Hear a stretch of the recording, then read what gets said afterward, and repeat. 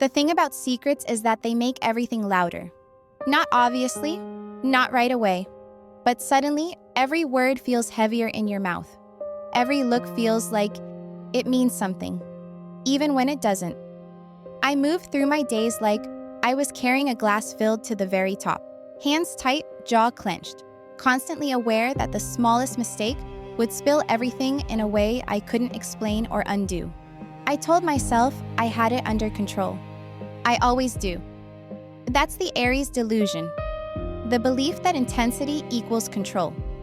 That just because I chose this, I could also decide how far it went, who it hurt, when it stopped. I thought willpower could keep desire organized, contained. It can't. Lies don't stay single. One omission quietly demands another.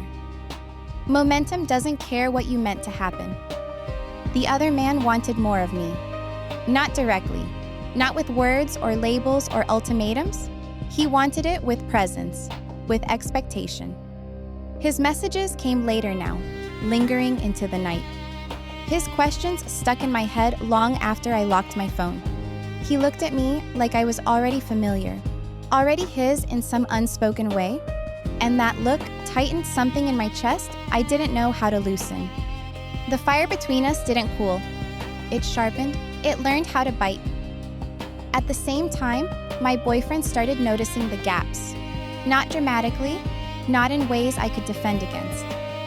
He noticed pauses, the way my attention slipped, the way I answered questions just a second too late, like I was translating myself back into the room. He didn't accuse me, he watched. That was worse. He asked if I was tired, if work was stressing me out, if I wanted to talk.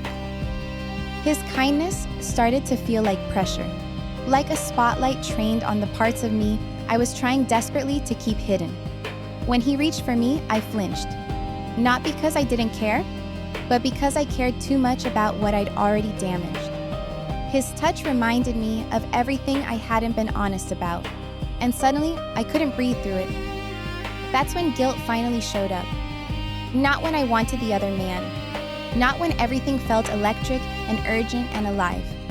Guilt waited for the quiet. It found me on the subway, staring at my reflection in the window like I was trying to recognize myself. In the shower where water couldn't drown out thought. Lying awake while the city pulsed outside and my brain refused to slow down. I had wanted passion. I hadn't wanted this split. For the first time in my life, I hesitated. Aries hates hesitation. It feels like failure, like standing still while the world keeps moving and you're about to get left behind. But I was stuck now, suspended between two versions of myself. The one who chased heat without apology, and the one who knew she was hurting someone who didn't deserve it. Endings started forming in my head without my permission. Confessions whispered in imaginary conversations. Doors closing, silence stretching longer than I knew how to survive. I weighed the pain of telling the truth against the pain of letting everything rot slowly until it collapsed on its own. Neither option felt brave. Neither felt clean. That scared me more than losing either of them, because I finally understood what I'd been avoiding. I didn't betray my boyfriend because I stopped loving him. I betrayed him because I was terrified of choosing wrong, and instead of choosing at all, I tried to keep everything. Fire doesn't want balance, it wants oxygen, more fuel, more space, and without realizing it, I'd given it all three. Now it was everywhere. Between messages, between breaths, between who I used to be and who I was becoming.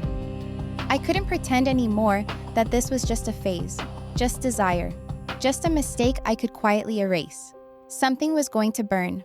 The only question left was what I'd lose when it did, and whether I had the courage to finally stop moving long enough to watch it happen.